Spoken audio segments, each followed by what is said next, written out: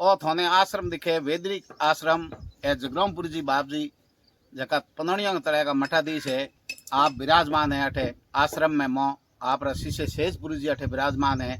और टोल नाके कने NH 68 माते वैदिक आश्रम है बाप जी जगरामपुर जी रो।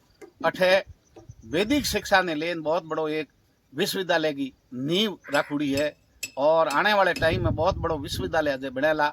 और बाप जी है हमें यात्री जगह पैदल आवे, खास करके रामदेव जी का पैदल यात्रा रामदेव रा जावन वाला बोरे लिए अठे भोजन री व्यवस्था है, ठहरने री व्यवस्था है।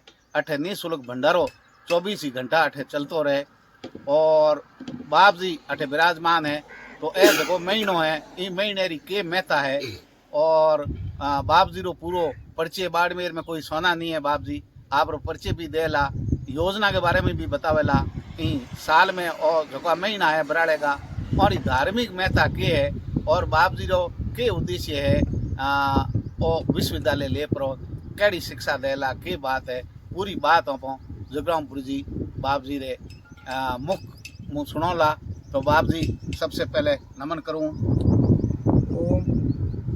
हमारा मुख्य उद्देश्य ये है वैदिक कालीन संस्कृति का प्रचार और प्रसार करना ऋषि मुनियों के समय का बिल्कुल जहाँ भगवान रामचंद्र ने गुरुकुल में शिक्षा ग्रहण की थी विश्वामित्र के आश्रम के अंदर और कृष्ण भगवान ने संदीपान के आश्रम में वहाँ शिक्षा प्रदान की थी। तो वैदिक संस्कृति का प्रसार होने पे ही संस्कारवान संतान संस्कारवान मनुष्य बने।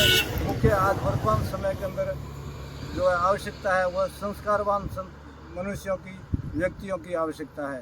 संस्कारहीन व्यक्तियों के विचारधारा से ही वर्तमान में आप समाज में जो देख रहे हैं, जो कुरीतियाँ देख रहे हैं खाने पीने के हिसाब से और जीवन यापन के हिसाब से। अपनी जो प्राचीन संस्कृति सर्वे भवन्तु सुखिनः सर्वे सन्तु निरामया सर्वे भद्राणि पश्यन्तु माँ कश्चित् दुःखं भाग्भवेत्। यह भारतवर्ष हिमालय के तलहटी में ऋषि मुनियों के चरणों में संसार भर के पृथ्वी भर के लोग यहाँ आकर के ऋषि मुनियों के चरण में बैठ करके एतद्देशः प्रसुतस्य सखासाद नामः स्वम स्वम चरित्रम शिक्षरन् पृथिव्यां सर्वमानवा। पृथ्वी के भूमंडल के सभी लोग ऋषि मुनियों के चरणों में अपने अपने चरित्र की, अपने अपने आचरण की, अपने जीवन सुधार की, मनुष्य जो है जीवन भर सुखी रहे और आने वाली संतान सुखी रहे, इस शिक्षा को प्राप्त करके वापस अपने स्थान पर जाकर के वह स्वयं सुखी रहते थे और मानव मात्र प्राणी मात्र की कल्याण की भावना लेकर वापस जाते थे। यही हमारे भारतीय ऋषि मुनियों की परंपरा का मुख्य विषय है।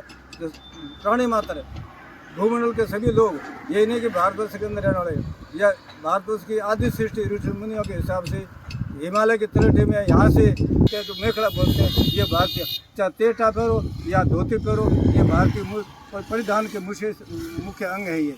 तो ये अपना वर्तमान समय में इन चीज़ों को अपनाना आवश्यक है। चाहे शिक्षा के रूप में हो या किसी काम फैक्ट्री में काम करे तो वहाँ पैंट पहनो चाहे पाजामा पहनो, लेकिन वापस आने के बाद में घर आने के बाद में अगर देवालय स्थान में मंदिरों में जाते हैं या अपने तन अतिथियों के वहाँ जाते हैं तो वहाँ अपनी वेशभूषा में जाना अपना मुख्य कर्तव्य है।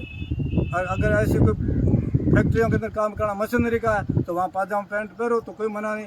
अरे घर आने के बाद उसको खूंटी पर टांग दो, अपने वेशभूषा पहनो, मंदिरों में दर्शन करके जाओ या अपने तन बिना अतिथियों के वहाँ जाओ तो अपने वेशभूषा जाना, खान पीने रहना, खड़े खड़े खाना या चलते चलते खाना, ये भारतीय संस्कृति के विरुद्ध है। ये अपने आचरण की कमी है। बैठ के खाओ, भजन करो तो बैठ के करो, जो भी संध्या पाना है। ये प्राचीन संस्कृति हमारा मुख्य उद्देश्य यह है कि अच्छे संस्कारवान रहना।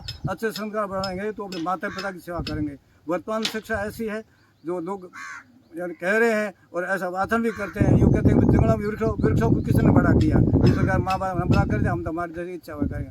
और तो ये अपना उद्देश्य, अपना मुख्य परमात्मा की दया से अपनी कृपा अच्छा है जो अपनों को जन्म भारतवर्ष के ऋषि मुनियों के देश में मिला है। अगर मान लो अपने को जन्म चाइना जैसे देश में या रसिया जैसे देशों विदेशों में मिलता तो अपने भारतीय ऋषि मुनियों के हिसाब से अपने 7 संस्कार है, माता पिता दादा दादी बुआ फूफा फूफी, ये गने भारतीय संस्कृति के आधार पर अपनों को जानकारी मिली और इसको हम अपना आगे वहन कर रहे हैं। विदेशों में कोई है नहीं, माँ बाप चीन के लोगों को यही पता नहीं माँ कौन है बाप कौन है। जन्म हुआ वो सब हॉस्पिटल में भर्ती कराया, उसको सरकार ने उसको बड़ा किया, उसको पढ़ाया लिखाया और जिस प्रकार उसकी जैसी बुद्धि है उसको वैसा काम दे दिया। उसको ये पता नहीं माँ कौन है बाप कौन है।